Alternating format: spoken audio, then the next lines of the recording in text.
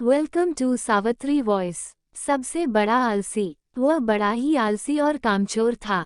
उसका विवाह नहीं हो रहा था। एक बार 1 साल खेती के लिए सूखा पड़ गया तो गांव वालों ने चालाकी की और उस आदमी से कहा कि तुम अकेले आदमी हो, तुमसे खेती नहीं हो पाएगी, खेत बेच डालो, तुम्हारे खाने को अनाज हम दे देंगे।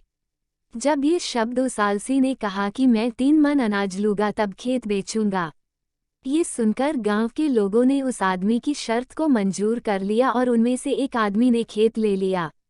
अब और आलसी ने सोचा कि जब खेत ही नहीं रहे तो बैलों का क्या करूंगा, चलकर इन्हें भी बाजार में बेच दूं। और उसने ऐसा ही किया और उसने बैल एक मेला में बेच दिए जिससे उसे खूब रुपए मिले। रुपए लेकर वह आलसी आदमी एक गांव से होकर गुजर रहा था। तभी उस गांव से एक स्त्री अपने पति के लिए रोटी लेकर खेत पर जा रही थी। वह आदमी उसके पास गया और रास्ते में जाते हुए 1-1 करके सिक्का गिराने लगा।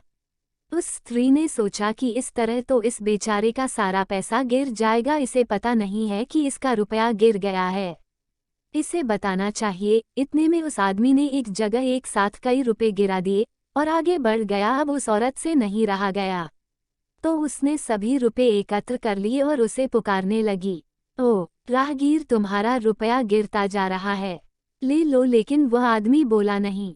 तब वह और जोर से चिल्लाने लगी। 3-4 बार तो उसने अनसुना कर दिया। फिर वह खींचकर बोला, क्या बात है, तुम क्या चाहती हो? वह बोली, अरे वाह, हम तो तुम्हारा नुकसान बचाने के लिए पुकार रहे हैं और तुम उल्टे डांट रहे हो। अब वो और बिगड़ कर बोला, बड़ी आई नुकसान बचाने वाली, मेरा कितना बड़ा नुकसान कर दिया। तुम्हें क्या पता मुझे 6 महीने बाद पसीना आता है और गिरते ही इस प्रकार सिक्का बन जाता है। अभी तो गिरना शुरू हुआ था कि तुमने टोक दिया और गिरना बंद हो गया। ये सुनकर उस स्त्री को बड़ा आश्चर्य हुआ। उसने पूछा, तब तो तुम बड़े मालदार आदमी हो गए होंगे, और नहीं तो क्या 4-4 महल हैं, नौकर चाकर सब कुछ है। वह स्त्री बोली, तब तो मुझे भी अपने साथ लेते चलो। वह ऊपर से दिखाने के लिए बोला, नहीं, मैं नहीं ले चलूंगा। स्त्री हाथ जोड़कर कहने लगी। इस पर वह बोला, ठीक है, नहीं मान रही हो तो चलो, लेकिन मेरे पीछे पीछे आते समय एक खेत का फैसला छोड़कर आना, नहीं तो मुझे पिटवाओगी। स्त्री बोली, जैसा तुम कहोगे वैसा ही करूंगी। इस प्रकार वह स्त्री को लेकर अपने घर पहुंचा और झोपड़ी में बिठा दिया। स्त्री ने पूछा, तुम्हारी हवेली और नौकर चाकर सब कहाँ हैं? तो उसने कहा कि यह जो बगल में हवेली है, मैं चोरों के डर उसमें नहीं रहता है, वह मेरी ही है, मैंने उसे किराए पर उठा दिया है। वह स्त्री कुछ कुछ तो समझ गई। अब क्या, अब तो मजबूर थी। जब तक बैलों का पैसा था तब तक तो घर का खर्चा ठीक ठाक चलता रहा और वह कुछ काम धाम तो करता नहीं था। अतः अब वह स्त्री मेहनत मजदूरी करके किसी तरह 2 रोटी जुटाने लगी। इस पर भी वह आदमी कहता कि 5 रोटी से कम दोगी तो मैं मर जाऊंगा। अब वह स्त्री चिंता से सूखकर कांटा हो गई, जैसे कोई बीमारी लग गई है। एक दिन एक पड़ोसन से उसने अपनी डैक भरी कहानी सुनाई तो पड़ोसन ने एक विचार सुझाया, अच्छा एक काम करो, पहले उसे 4 रोटी दो, फिर दूसरे दिन 3, फिर 2, फिर 1 रोटी देने लगो। इस पर जब वह कहे कि मर जाऊंगा तब कह दो कि मर जाओ। उसी स्त्री के कहे अनुसार उस स्त्री ने ऐसा ही किया और 4 रोटी परसते देखते ही वह चिल्लाया, मैं मर जाऊंगा।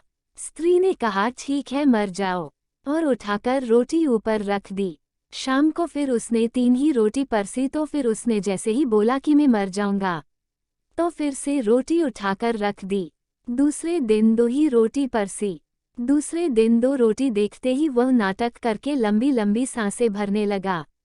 स्त्री गांव वालों को बुला लाई कि मेरा आदमी मर रहा है। जब सब लोग आ गए तो उसने सांस लेना बंद दी। गांव वालों ने देखा कि यह तो मर गया और सब लोग उसे अर्थी पर बांधकर शमशान घाट लेके चले। जब वहां पहुंचे तो स्त्री बोली कि मरते समय कह गए थे कि जो मेरा दाह संस्कार करेगा उसका नाश हो जाएगा। ये सुनकर गांव वाले उसे वहीं छोड़कर घर लौट आए। स्त्री भी घर लौट आई। स्त्री ने सोचा, क्या पता 5 रोटी के नाम पर जी जाए।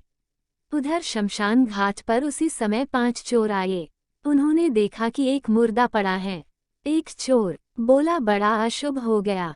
दूसरा बोला चलो उसका दाह संस्कार कर दिया जाए।